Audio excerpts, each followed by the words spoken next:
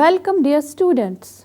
Today we are going to discuss the definitions of genetic, species and ecosystem diversity.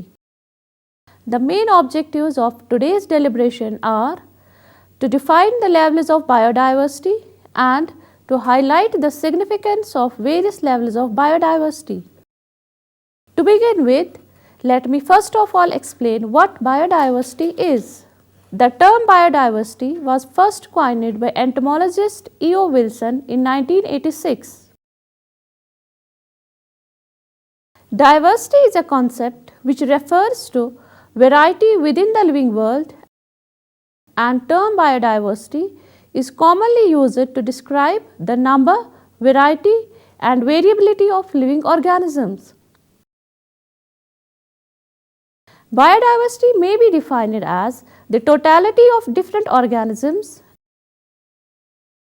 the genes they contain, and the ecosystems they form. The Convention on Biological Diversity defines biodiversity as the variability among living organisms from all sources, including, among other things, terrestrial, marine and other aquatic ecosystems and the ecological complexes of which they are a part. This includes diversity within species, between species and of ecosystems. Biodiversity, contraction of biological diversity, is the variety of organisms in a given area, the genetic variation within a population, the variety of species in a community, or the variety of communities in an ecosystem. Now, the levels of biodiversity.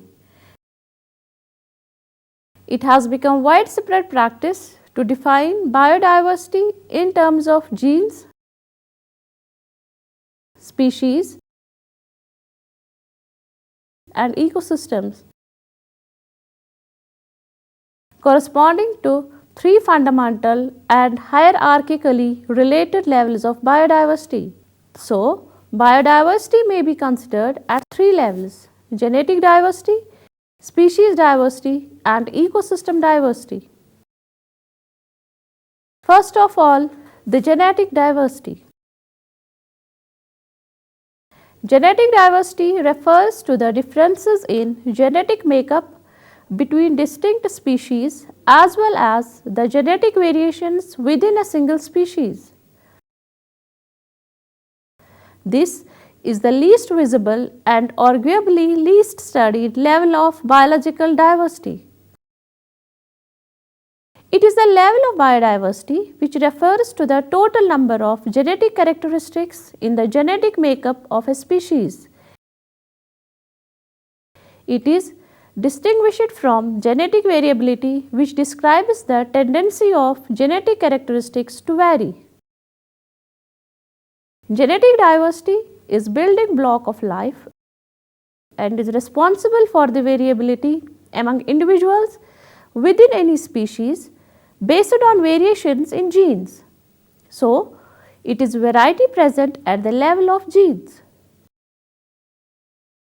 Genes made of DNA are the building blocks that determine how an organism will develop and what its traits and abilities will be.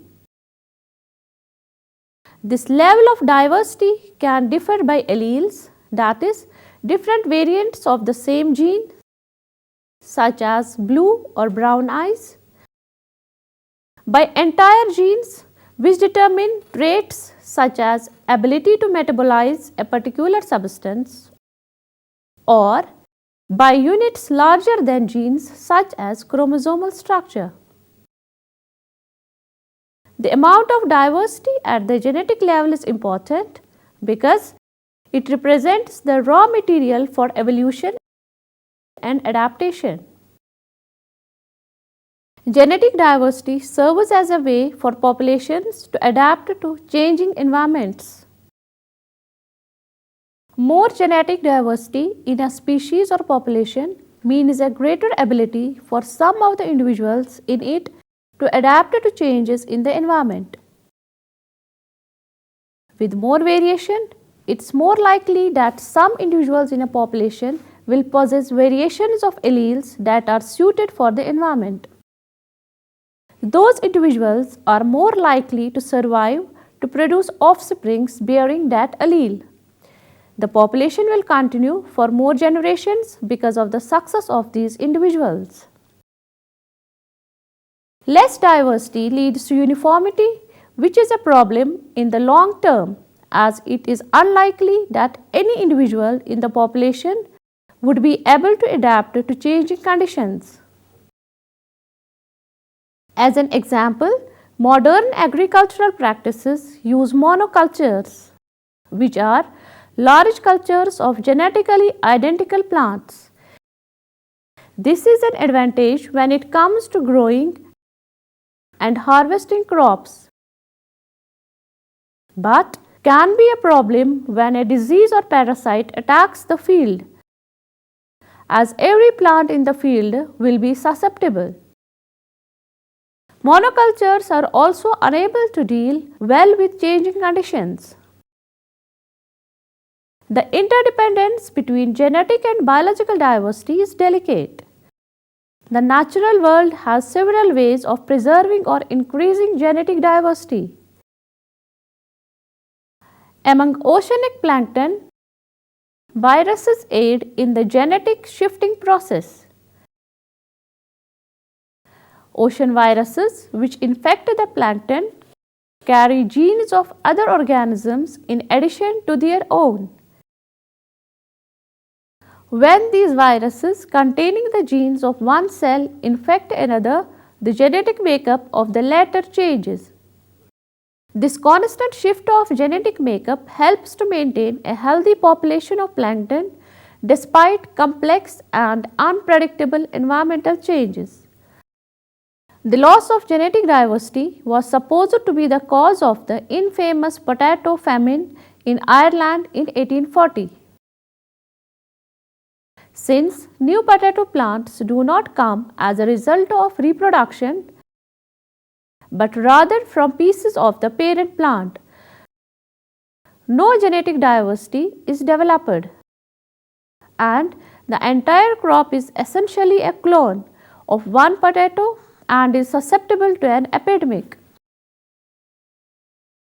High genetic diversity is also essential for a species to evolve.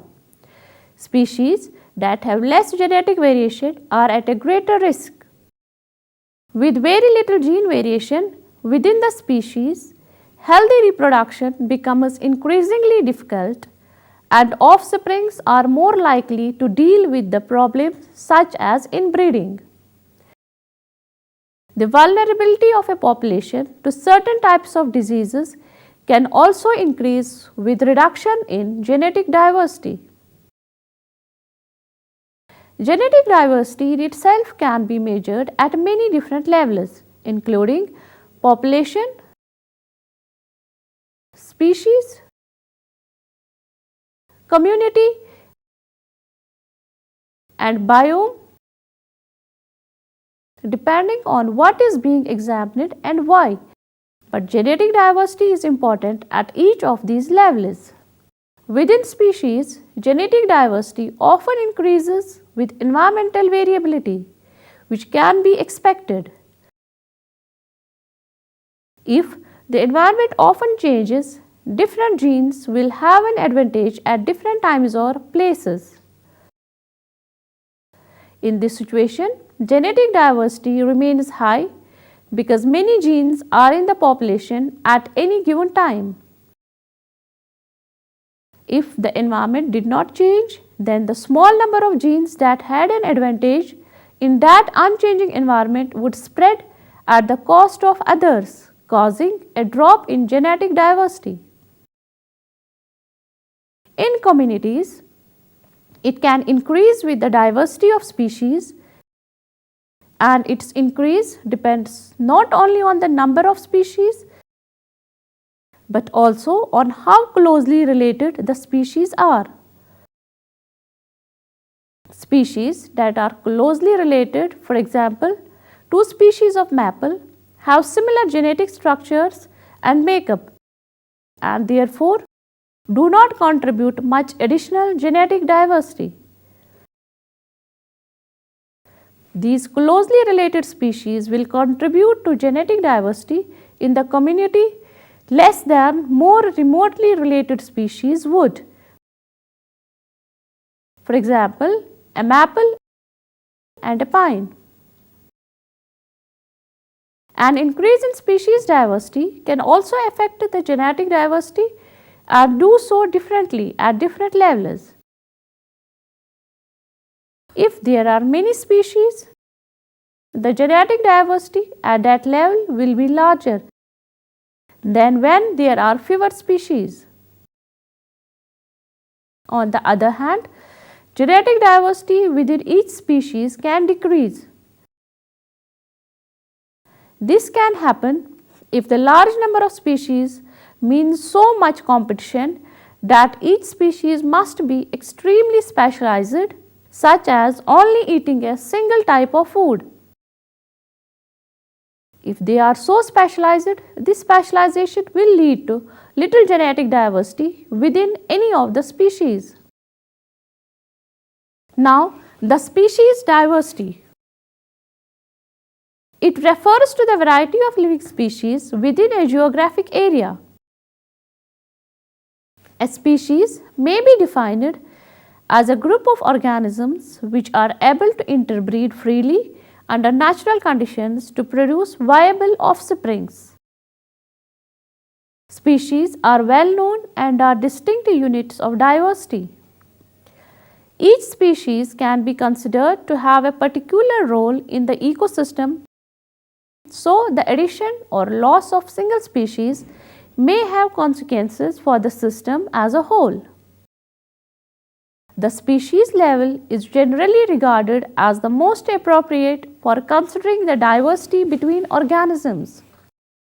This is not because species diversity is more important than the other two types, but because species diversity is easier to work with. Species are relatively easy to identify by eye in the fields, whereas genetic diversity requires laboratories, time and resources to identify, and ecosystem diversity needs many complex measurements to be taken over a long period of time.